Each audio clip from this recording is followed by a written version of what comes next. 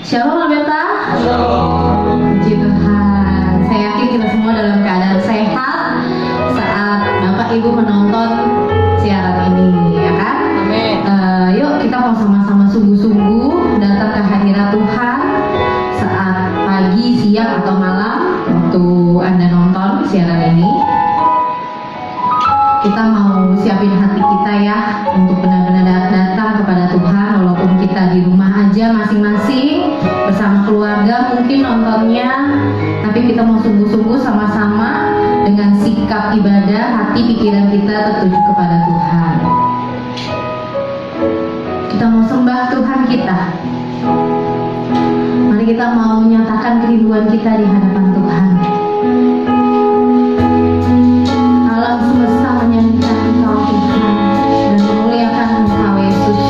Begitu juga kami, setiap umat-Mu mau memuliakan Engkau Tuhan.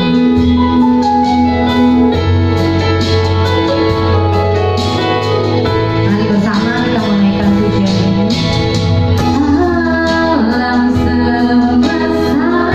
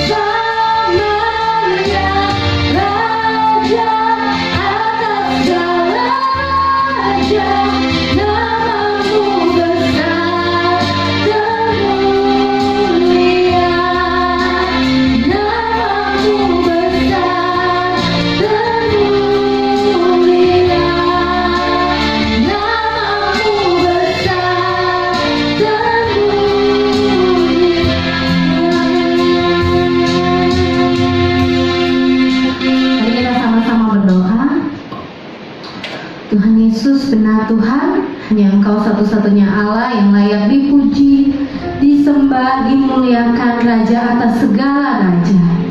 Terima kasih Tuhan untuk kesempatan kami masih boleh beribadah, menyaksikan ibadah Tuhan.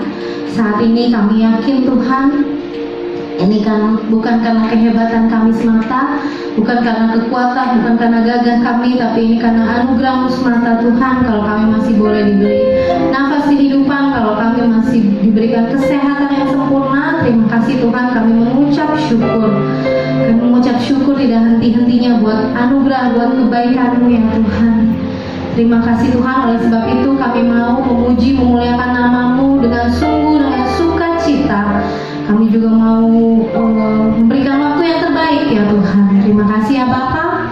Kami mau serahkan ibadah ke depan ke dalam tangan Tuhan, yang dalam satu nama Tuhan Yesus Kristus Allah kami yang hidup kami berdoa. Mari sama-sama yang percaya katakan amin. Puji Tuhan. Oke, semangat puji Tuhan kita, amin. Amin. Yuk kita berdiri sama-sama, walaupun di rumah tetap berdiri, tetap tepuk tangan sama-sama, tetap memuji Tuhan dengan sukacita. Sebab Yesus kita dahsyat, tidak terkalahkan oleh apapun.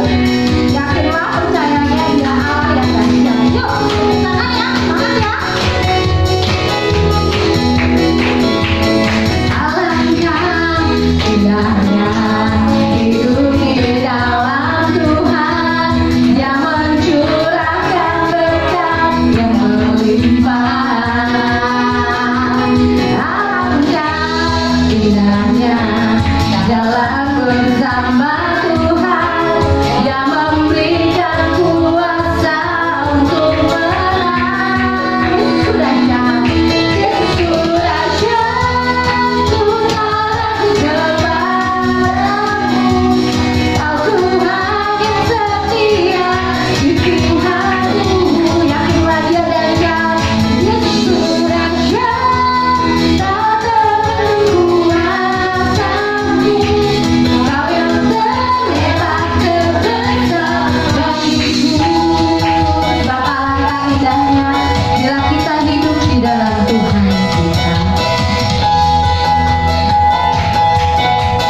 Mari sekali lagi nyanyikan.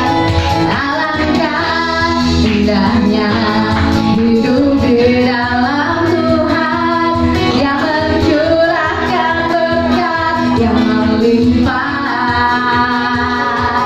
Alangkah indahnya jalan bersama Tuhan, yang memberikan kuasa untuk menang. Katakan terima. Yesus sudah jatuh, Tuhan kepadamu. Kau Tuhan yang setia di pihakku. Yesus sudah jatuh, tak terkuasamu.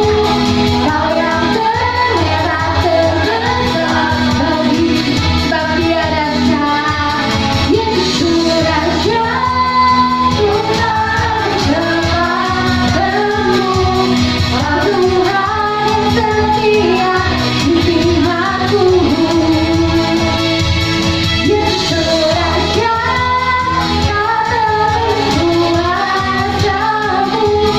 Kau yang terhebat terbesar bagiku. Coba angkat jempolnya Bapak Ibu. Kau yang terhebat, Kau yang terbesar, Kau yang terbesar, Kau yang terhebat terbesar bagiku. Yeay, tepuk tangan ya buat Tuhan kita. Sebab Yesus kita dahsyat, Yesus kita hebat. Puji Tuhan, saya yakin masih semangat puji Tuhan, baru berdiri sebentar juga. Yuk kita mau sambung pujian kita. Kita mengatakan hatiku percaya Tuhan kepadamu, sebab Engkaulah kekuatanku, Engkaulah mazmurku.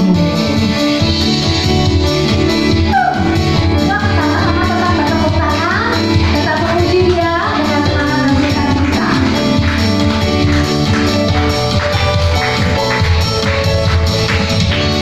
Tuhanlah kekuatan dan mazmurku. Sebab Dia gunung batuku, Dia gunung batu dan keselamatanku.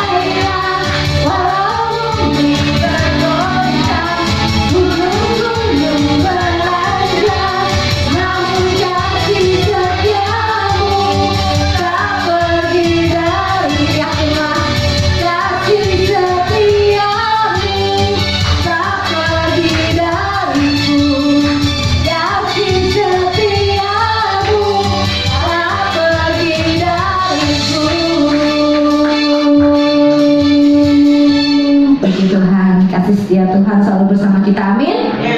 Amin. Puji Tuhan. Ini tiba saatnya kita mau mendengarkan firman Tuhan yang akan disampaikan oleh hambanya saat kali ini. Yuk kita mau tenangin diri kita mau tenangin hati kita.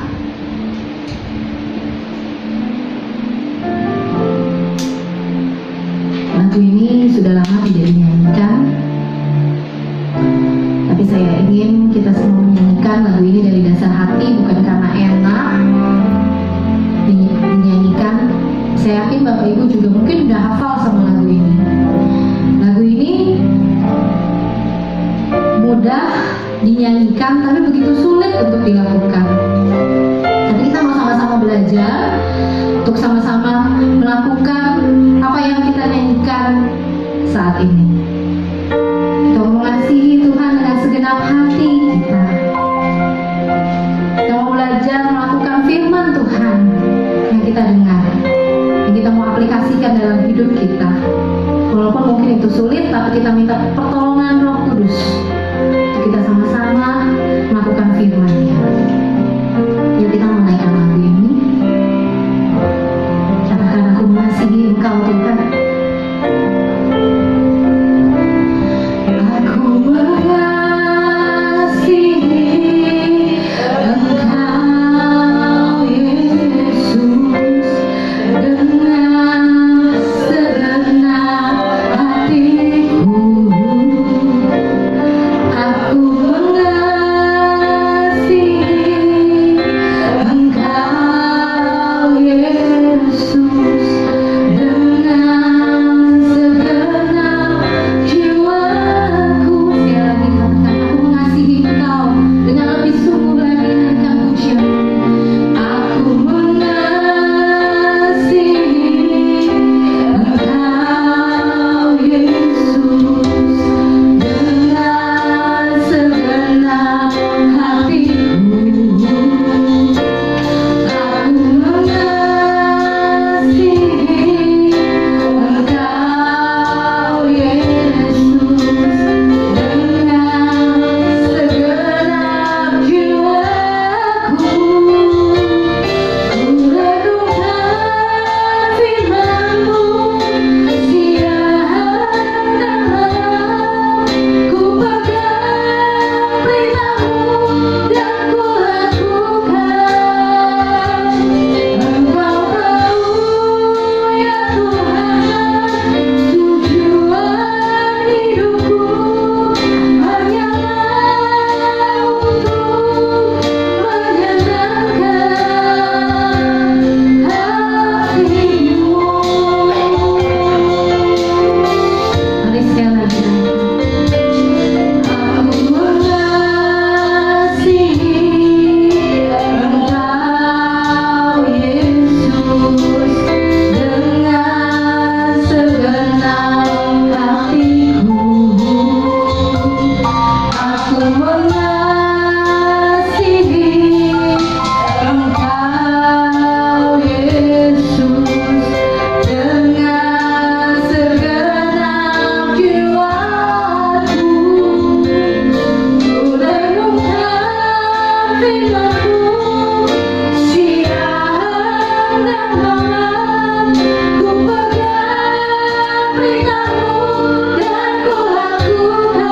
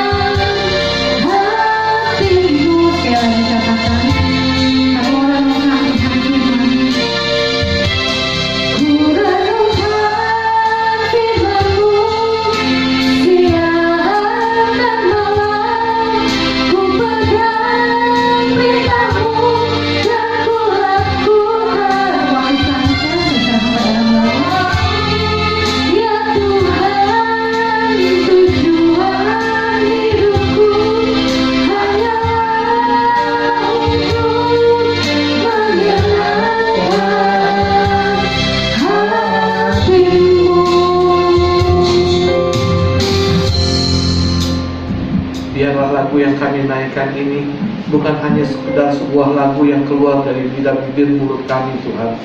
Biarlah lagu yang kami naikkan ini juga merupakan jadi suatu kesungguhan yang isi hati kami, bahwa kami sungguh-sungguh ingin mengasihi-Mu Tuhan, melebihi daripada segala hal apapun. Karena kami menyadari kalau kami bisa hidup sebagaimana kami ada hingga saat ini, semua karena kebaikan Tuhan yang melimpah di dalam kehidupan ini.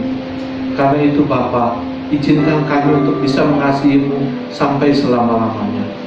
Kami percaya ibadah ini, sekalipun ibadah online yang kami lakukan, ini tidak akan mengurangi sesuatu hal apapun tentang kuasa-Mu, tentang kebesaran-Mu, tentang hadirat Tuhan atas hidup kami. Terima kasih Bapa, kalau saat ini kami masih boleh menikmati ibadah walaupun secara online.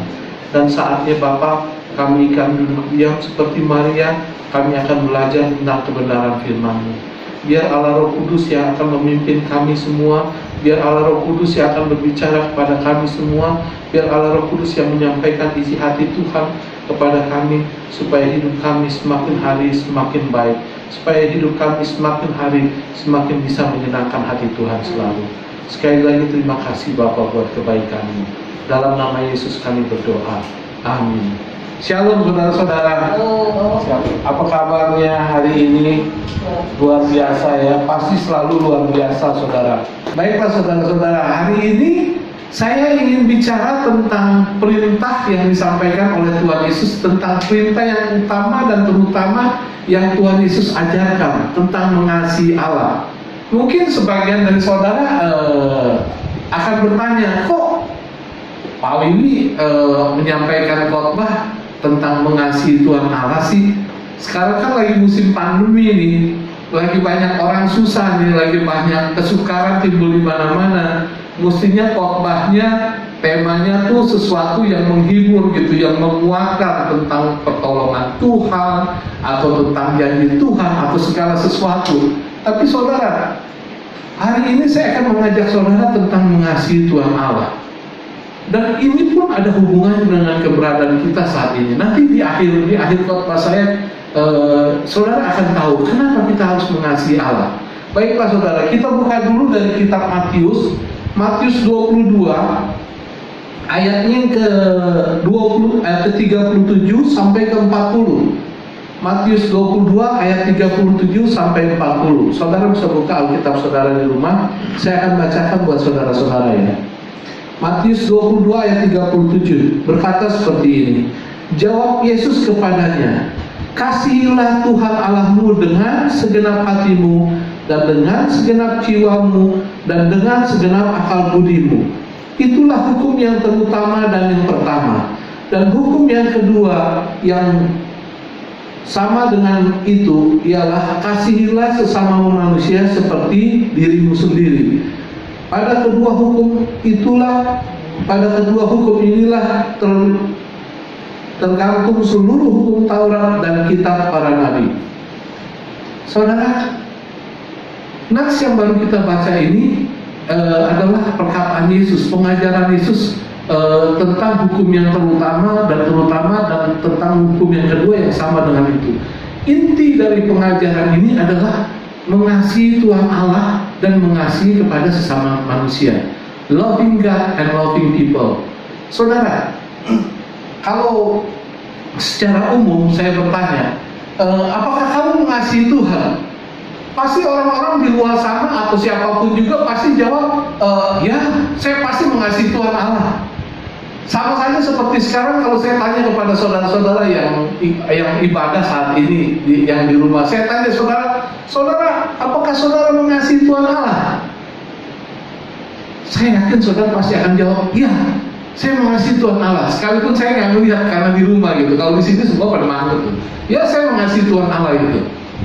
Tapi saudara, yang jadi pertanyaan, apakah jawaban kita, iya saya mengasihi Tuhan Allah, itu sudah benar-benar merefleksikan keberadaan kita yang sesungguhnya, isi hati kita, pikiran kita, jiwa kita, seluruh diri yang ada dalam diri kita itu benar-benar mengasihi Allah? Ini yang menjadi pertanyaan saudara. Saya masih ingat tentang khotbah Bapak Gembala dulu Pak Gembala almarhum Pak Mat Ustadz pernah berkhotbah begini. Setiap manusia itu dia mempunyai semacam antena katanya. Di atas kepala ini sebenarnya itu cuma satu perumpamaan. Di atas kepala ini ada seperti antena katanya. Tiap manusia itu mengeluarkan semacam sinyal katanya. Semacam sinyal kata Pak almarhum Pak Gembala. Jadi tiap manusia itu mengeluarkan sinyal. Sinyal itu dikeluarkan baik secara sengaja atau tidak sengaja, baik secara sadar ataupun tidak sadar, yang menunjukkan siapa jati diri yang sesungguhnya. Dan pernyataan Bapak Gembala ini benar, saya katakan benar, memang benar. Jadi di luar sadar kadang kita tuh mengeluarkan sinyal seperti sinyal-sinyal yang dikeluarkan umpamanya Ibu Gembala. Orang kalau ibu lihat Ibu Gembala pasti akan bilang, oh Ibu Gembala ini ibu pengayom. Karena apa? Karena sinyal yang dikeluarkan oleh Ibu Gembala ya seperti itu. Ibu Gembala care sama jemaat, selalu perhatian sama jemaat, terus sifatnya keibuan. Dan yang lihat itu bukan cuma saya, semua jemaat melihat seperti itu. Itu sinyal yang dikeluarkan. Jadi orang bisa tahu, oh Ibu Gembala ini ya memang sinyalnya itu seorang pengayom gitu, bisa membimbing domba-dombanya gitu. Waktu itu satu kali saya lagi ngobrol di depan gereja, kalau nggak salah ada Ibu Rita juga atau berapa orang. Tiba-tiba ada salah satu jemaat yang ikut ngobrol di situ, jemaat Alberta, bilang begini, saya lupa waktu itu lagi bicara apa. Dia bilang, Pak Wiwi mah hatinya cetek katanya. Saya nggak tahu, hati saya cetek, kok sumur kali cetek kata Bu Rita, sumur kali. Saya bilang hati saya cetek. Kenapa sih orang ini bisa mengatakan hati saya cetek? Karena saya mengeluarkan sinyal yang seperti itu dalam kehidupan saya gitu. Jadi maksudnya hati saya cetek itu mungkin saya orangnya gampang gitu, gampang jatuh hati, bukan jatuh cinta ya, gampang jatuh kasihan sama orang, gampang tergerak hatinya, karena gampang kasihan. Jadi seringkali gampang diakalin, gampang dibodohin katanya. Artinya cetek, saya lupa waktu itu lagi cerita, lagi ngomongin tentang apa. Itu orang berkata seperti itu. Dan mungkin ini sinyal yang dikeluarkan oleh saya selama ini gitu. Memang keberadaan saya itu seperti itu. Beda dengan istri saya.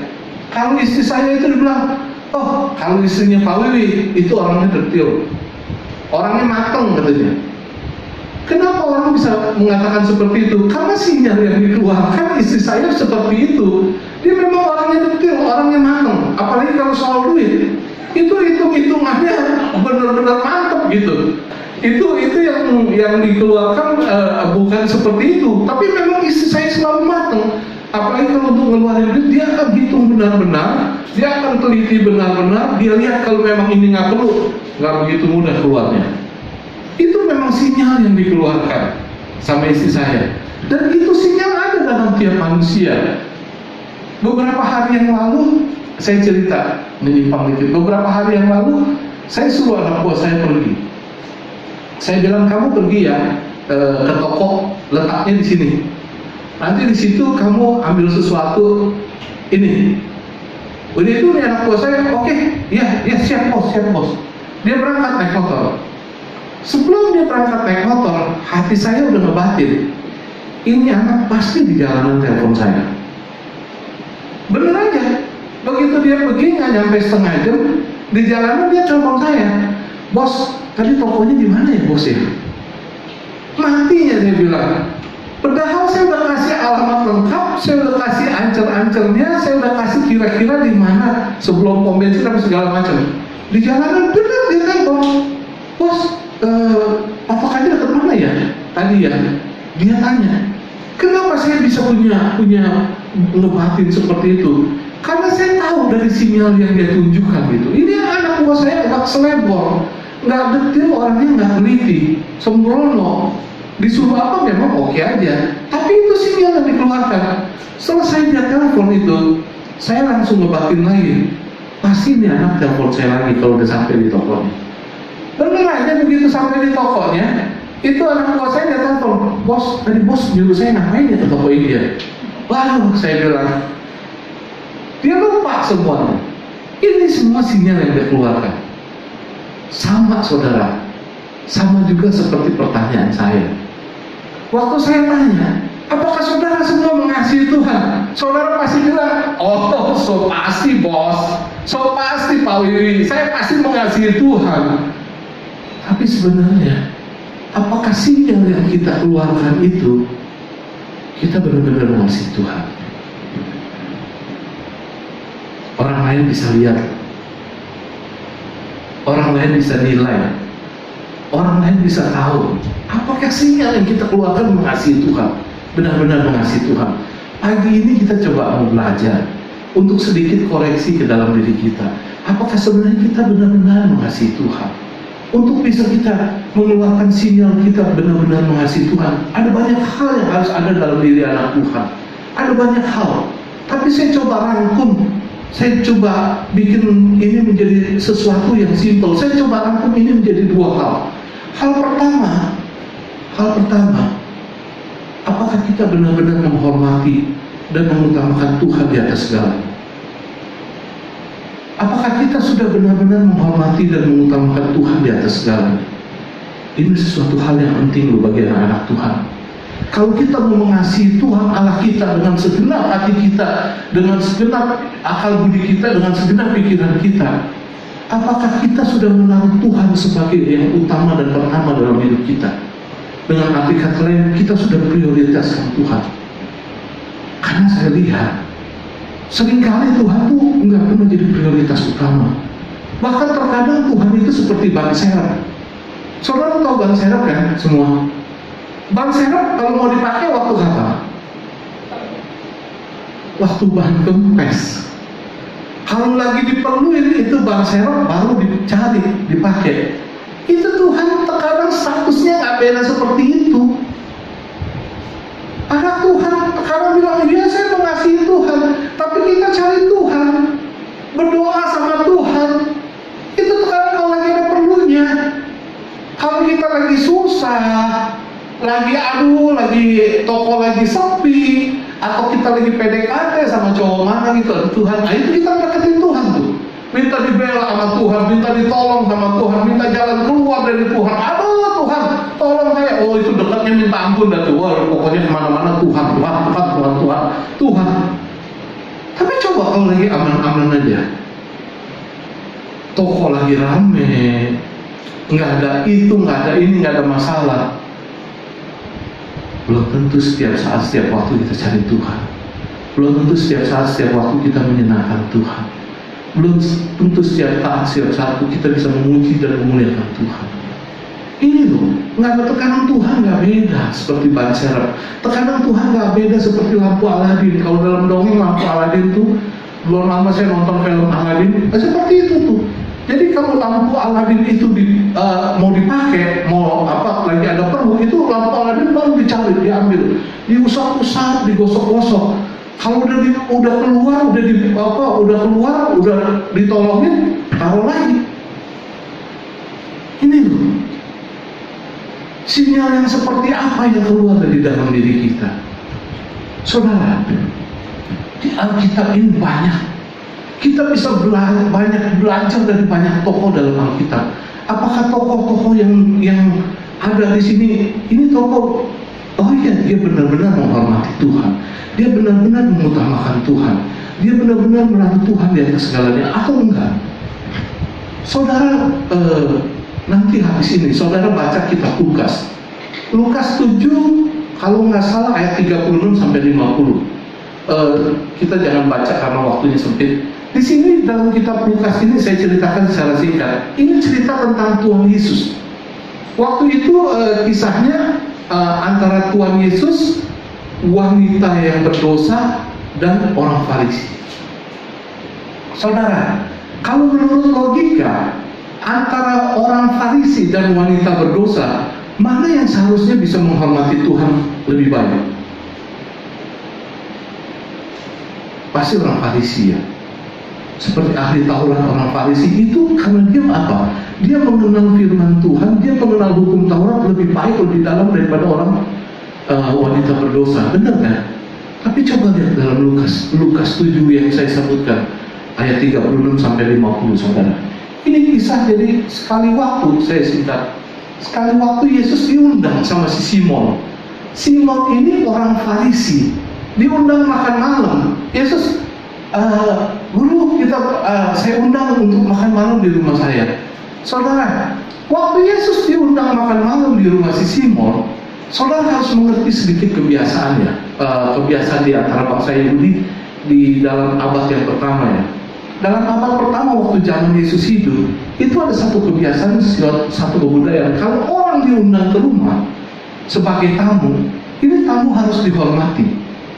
Caranya menghormati tamu itu seperti apa? Biasanya tamu itu datang, itu tuan rumah biasa tuh datang menghampiri dia, mencuci kakinya, membasuh kakinya biasanya. Itu salah satu cara menghormati tamu. Atau memberikan minyak untuk minyak zaitun kalau nggak salah, untuk pakai di rambutnya. Atau paling nggak kalau ini tuan rumah nggak mencuci, membasuh kaki tamunya, untuk menghormatinya, ya paling nggak pelayannya atau budaknya yang cuci kaki tamunya. Atau kalau nggak juga, paling nggak tuan rumahnya itu harus menyediakan air untuk membasuh kaki si tamu. Tapi lihat apa yang terjadi dalam diri Tuhan Yesus. Tuhan Yesus enggak, boro-boro dicuci kakinya sama si Simon orang Farisi, orang yang mengerti tentang kebudayaan dan mengerti tentang hukum Taurat. Boro-boro dilakukan itu enggak. Disediakan air pun enggak. Pas dalam makan malam itu, saat itu ada seorang wanita. Dikatakan wanita ini wanita berdosa. Saya yakin wanita berdosa ini, dia menyadari akan hal ini. Karena itu waktu dia menyadari akan hal ini, dia datang menghampiri Yesus. Dia menangis di bawah kaki Yesus. Dia menangis mungkin bukan spesial karena Yesusnya dihormati, bukan. Dia menangis mungkin karena menyesali keberadaan dirinya yang penuh dosa. Juga dia mungkin banyak hal yang berkecamuk di dalam hatinya. Dia menangis, tapi kenapa dia nggak nangis di sisinya Yesus gitu? Dia kan bisa menangis di sisi Yesus atau di tempat lain di sampingnya. Tapi ini wanita sengaja menangis di bawah kaki Yesus. Dia menangis di bawah kaki Yesus, dia basahin itu kaki Yesus bukan seperti, dan dia membasuh kaki Yesus dengan air matanya. Dia membasuh Yesus dengan air matanya. Lebih dari itu, ini wanita menangis membasuh Yesus dengan air matanya. Dia nggak cari ke dapur dulu, nggak cari lap, nggak cari topo atau nggak cari kain untuk melap kaki Yesus, tapi dia lap kaki Yesus pakai apa? Rambutnya, ya.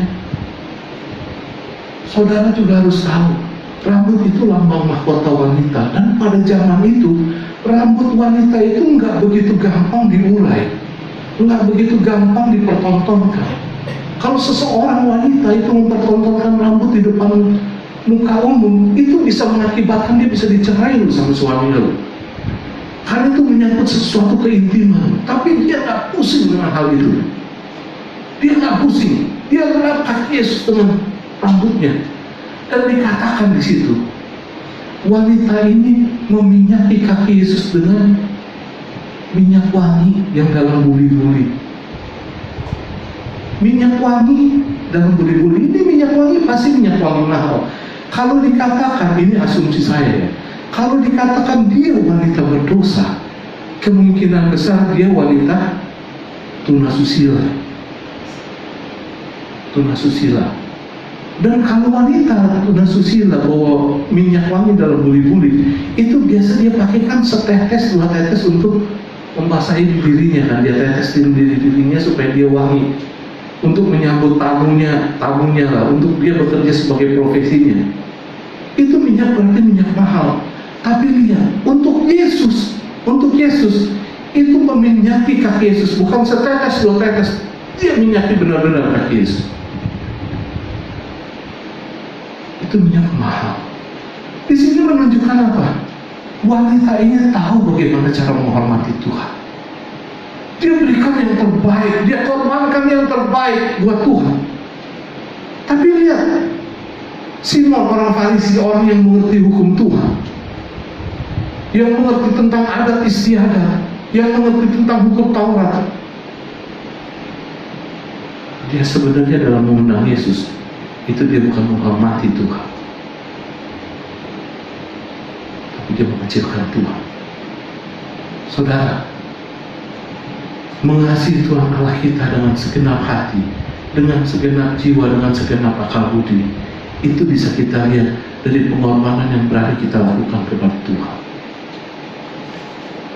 Seberapa jauh kita berani memberikan pengorbanan kepada Tuhan. Di situ kita bisa lihat apakah kita benar-benar mengasihi Tuhan atau tidak. Sinyal itu nggak bisa hilang. Sinyal itu tetap kelihatan. Belum lama ini, tahun kemarin kalau nggak salah, ada sempat viral kan seorang wanita dibicarain rame-rame. Wanita muda cantik, rame-rame diomongin orang. Saya pikir kenapa ini wanita bisa masuk WhatsApp begitu ramai dibicarain. Ternyata ini wanita masuk jadi apa? Suster apa? Bukan babysitter, pembantu, bukan. Bruder apa sih? Biarawati. Wanita ini masuk jadi biarawati. Kenapa wanita muda ini masuk jadi biarawati begitu viral, begitu ramai diomongin? Karena ternyata wanita ini anak orang kaya, bener-bener kaya, bukan kaya model kayaan gitu, bener-bener kaya, anak keponakannya bos paling kaya di Indonesia. Dia pergi sekolah ke Amerika, dia tinggalkan semuanya, dia masuk jadi biarawati untuk melayani Tuhan. Yang dia tinggalkan apa? Kesenangan dunia. Yang dia tinggalkan apa? Istananya, duitnya, segala sesuatu yang wah, dia tinggalkan untuk Tuhan. Dia nggak usah ngomong itu, nggak usah ngomong ini, tapi sinyal yang dia tunjukkan, pengorbanan yang dia berikan, orang bisa tahu ini loh mengasihi Tuhan dengan segenap hati, dengan segenap jiwa, dengan segenap kalbu. Saudara, sudah seberapa jauh sinyal yang kita berikan, yang kita tunjukkan, apakah kita benar-benar mengasihi Tuhan? Itu nomor satu, saudara. Lalu nomor dua yang saya coba rangkum, yang saya coba buat simple, bagaimana caranya supaya sinyal itu kelihatan kalau kita ingin mengasihi Tuhan? Saudara harus belajar berusaha hidup seperti Yesus. Belajar hidup seperti Yesus. Saya mau bagi sebuah kesaksian, sebuah true story, saudara. Cerita ini kisah nyata. Ini kejadiannya di Amerika, di East berarti barat ya, East Carolina, di sebuah University of East Carolina di East Carolina di Amerika Serikat. Di sana ada sebuah seperti teater, tapi teaternya teater outdoor. Bukan teater gedung-gedung di dalam gitu. Ini outdoor. Jadi di situ biasa yang pentas mahasiswa University of Kota Carolina. Ini mahasiswa biasanya. Dan ini pentas-pentas drama, pentas opera yang suka diadakan di situ. Biasanya bagus-bagus, hebat-hebat, dan orang sering nonton. Karena turis-turis kalau yang pas ada di sana sering datang menyaksikan pentas opera yang ada. Satu kali teater outdoor ini dia mengadakan satu pentas, judulnya The Christ of Ozark. Christ Yesus of Ozark. Jadi cerita drama outdoor ini diperankan secara live, secara langsung sama aktor-aktor mahasiswa. menceritakan tentang saat-saat terakhir Yesus. Mungkin mulai dari Yesus ditangkap di Taman Getsemani sampai Yesus disalib gitu. Waktu itu hari pertama opera ini mulai dipentaskan, itu semua banyak yang nonton. Banyak yang nonton, termasuk turis. Turis asing juga ada gitu. Turis-turis datang gitu. Turis lokal juga ada. Waktu dalam proses perang opera ini berjalan di tengah-tengah, waktu sang aktor lagi bawa kayu salib, lagi mikul kayu salib, Yesus perjalanan mau disalib begitu, itu ada sekelompok turis melecehkan Yesus. Sekelompok turis melecehkan Yesus. Jadi Yesusnya dihina, mungkin aktornya juga dihina, dikata-katain kali. Saya waktu dengar baca kisah ini, saya ingat karena waktu itu saya pernah pergi ke Eropa touring. Waktu satu pagi itu ada, maaf, temen yang ikut touring, dia ngomong, tanya temennya, lu semalam ngapain? Pas semalam gua nonton di channel berapa gitu, saya lupa, channel 56 apa channel berapa. Pas malam itu saya kebetulan nonton di channel itu. Dia bilang, waduh lu channel 56 itu, aduh, lu bugil lu nggak nonton tuh film porno, oh keren deh, main deh, yang meranin, aduh bugil, pokoknya porno banget. Padahal saat itu saya lagi nonton film apa, Poison of the Christ, kalau nggak salah, Poison of the Christ, cerita tentang Yesus disalib. Wah, saya tahu menghina gitu. Ini kurang lebih mungkin kasusnya seperti itu.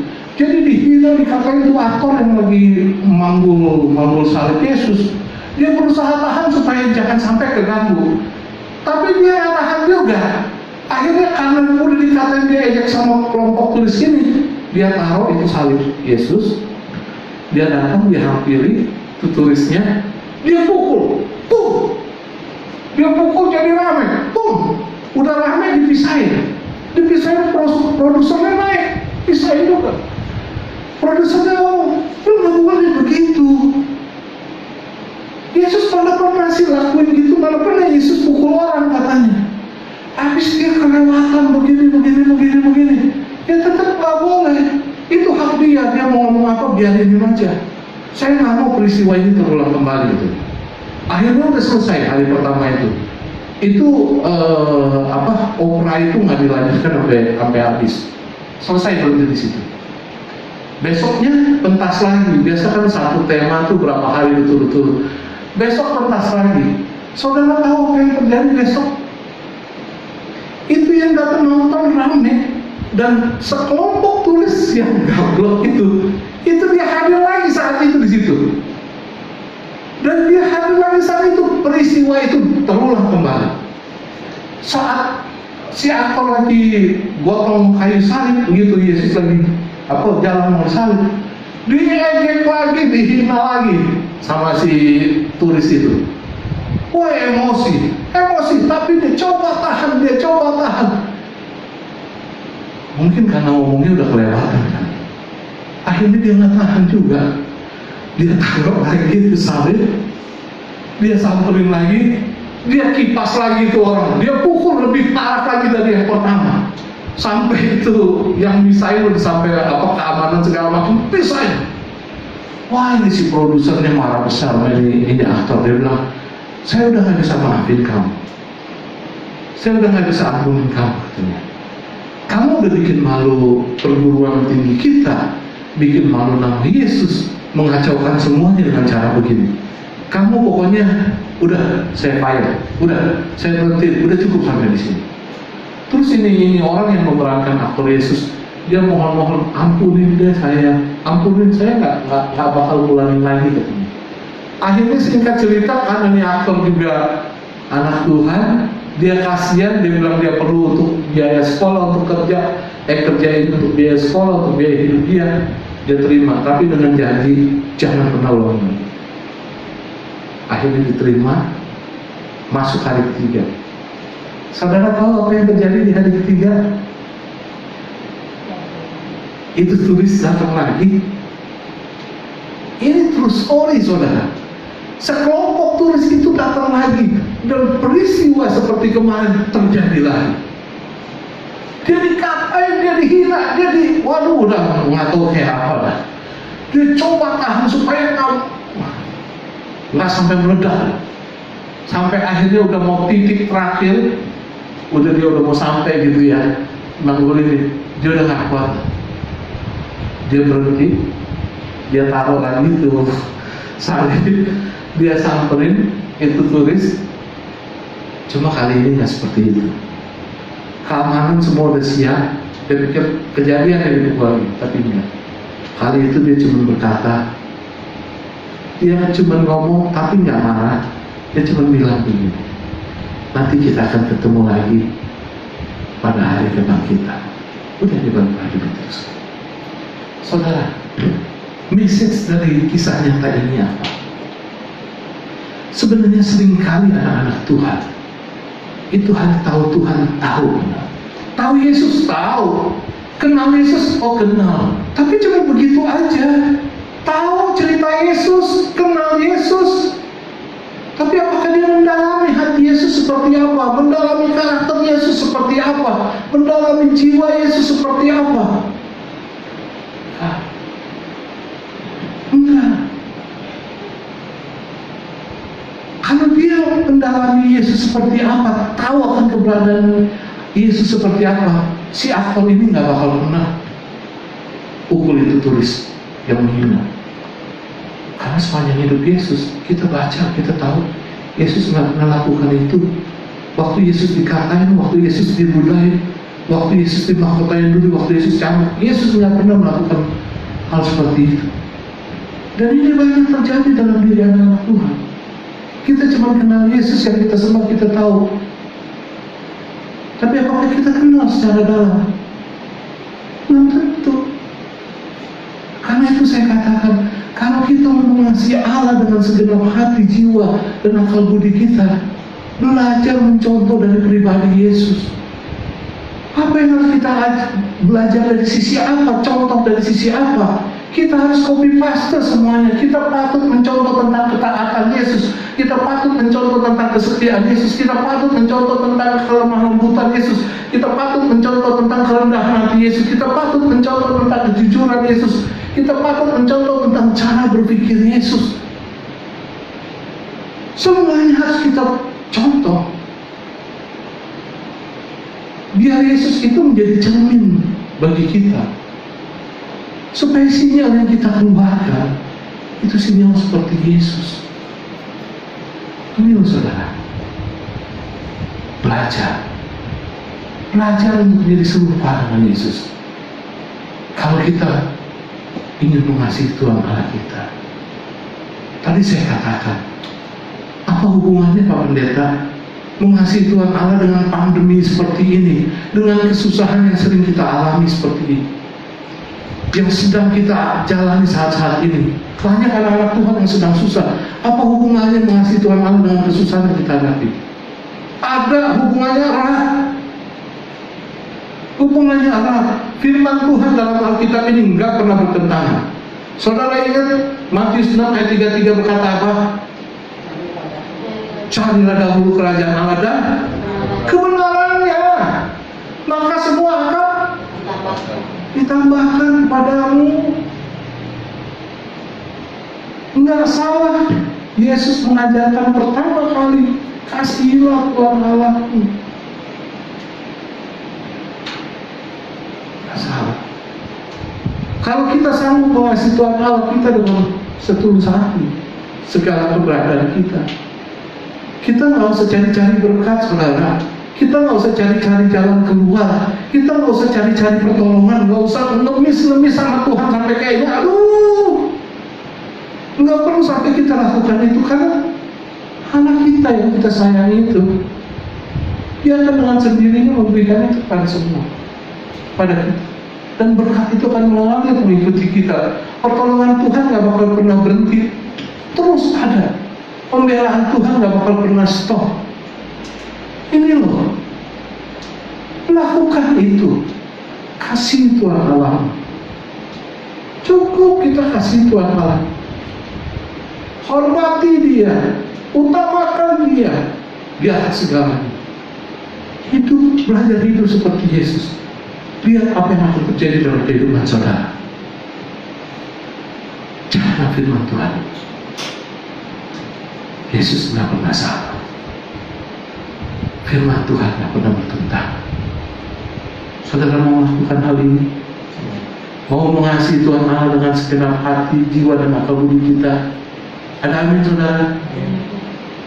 Berkat Tuhan, pertolongan Tuhan, jalan keluar dari Tuhan, bahkan mujizat Tuhan tersedia bagi saudara. Amin. Tuhan memberkati. Mari kita berdoa. Satu kebanggaan bagi kami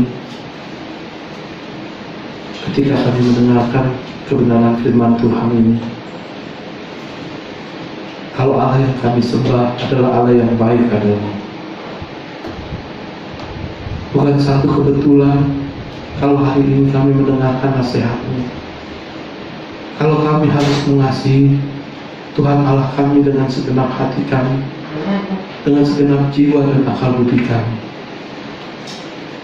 Karena memang Allah yang kami sembah adalah Allah yang baik adanya. Allah yang selalu care, Allah yang selalu peduli dengan kehidupan kami. Dan kami tahu ketika kami menyembah Tuhan, ketika kami meninggikan Tuhan, ketika kami mengutamakan Tuhan, ketika kami memprioritaskan Tuhan di atas segalanya, dan ketika hidup kami mau mencontoh dari pribadi Yesus, maka pembelaan Tuhan selalu ada dalam kehidupan ini. Seperti janji-Mu kepada kami, carilah dahulu kerajaan Allah dan kebenarannya, maka semua akan ditambahkan kepadamu. Biarlah kami mencari wajah Tuhan, biarlah kami mencari hati Tuhan, biarlah kami mencari hadirat Tuhan, bukan kami mencari pertolongan Tuhan. Karena pertolongan dan pembelaan pasti Tuhan berikan, sekalipun kami tidak memintanya. Terima kasih Tuhan,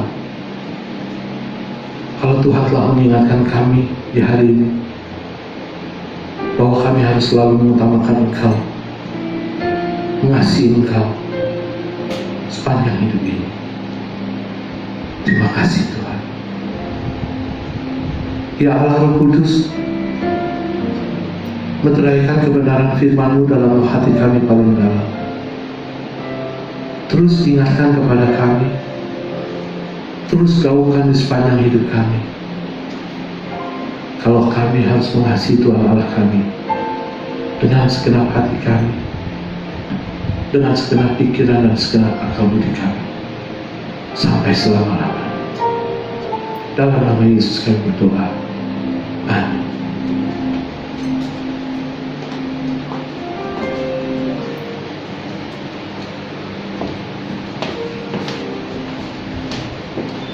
Puji Tuhan, saya yakin kita semua diberkati atas firman Tuhan hari ini yang sudah dibawakan oleh PDPWI kata Elia. Saya atas nama Gembala Jemaat dan seluruh jemaat mengucapkan terima kasih atas pelayanannya. Tuhan Yesus memberkati. Untuk persembahan nanti bisa dilakukan via transfer. Oke, kita mau akhiri ibadah kita. Saya undang sekali lagi untuk Bapak Ibu berdiri sama-sama yuk, di rumah misalnya berdiri sama-sama. Kami memuji kebesaran-Mu Tuhan, ajaib Tuhan, ajaib Tuhan.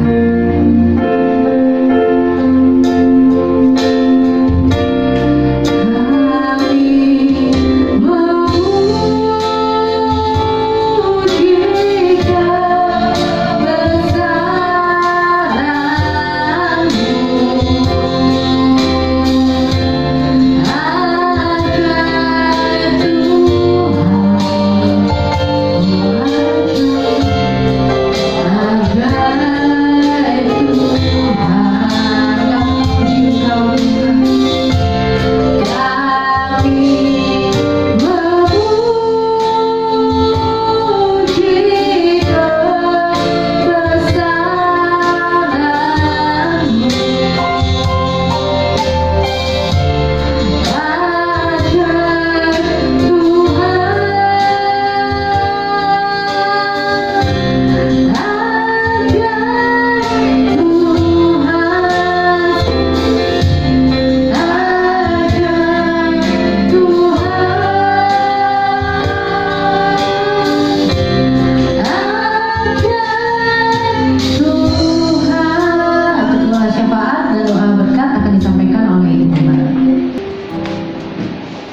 kita bersatu dalam doa.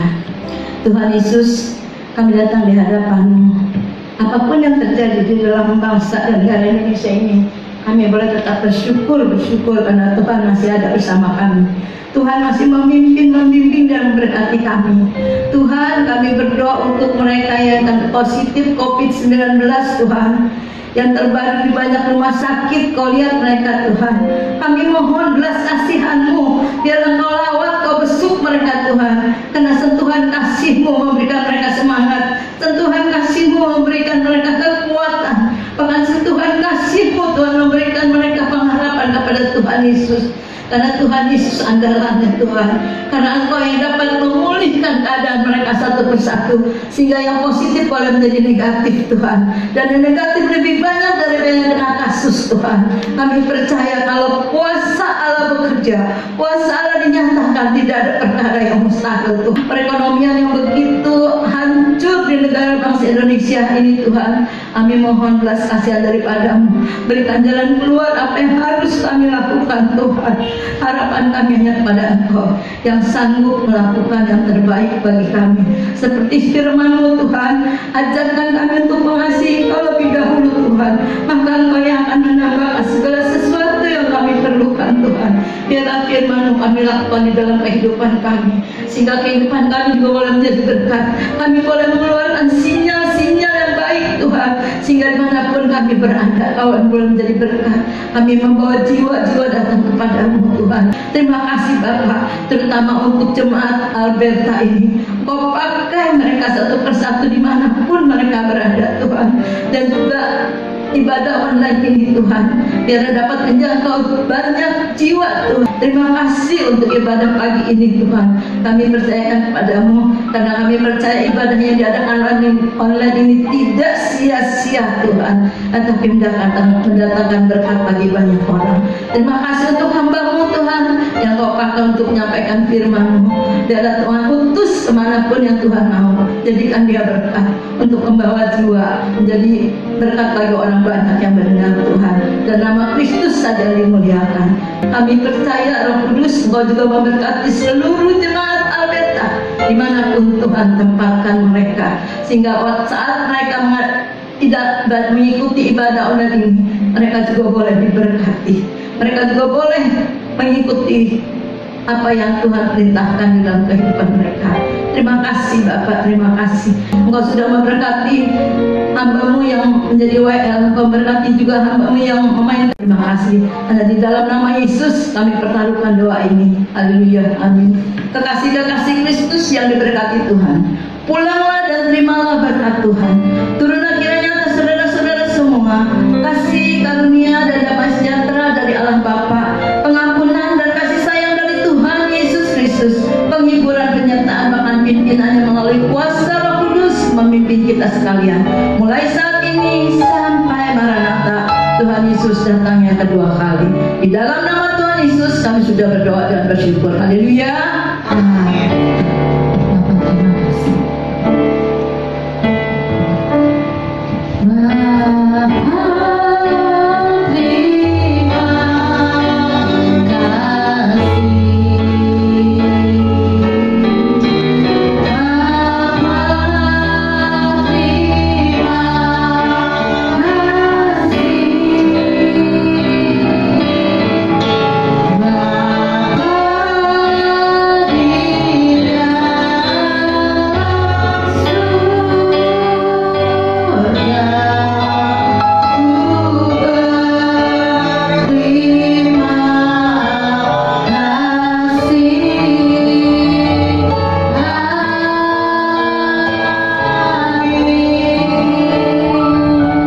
Selesai, setelah kami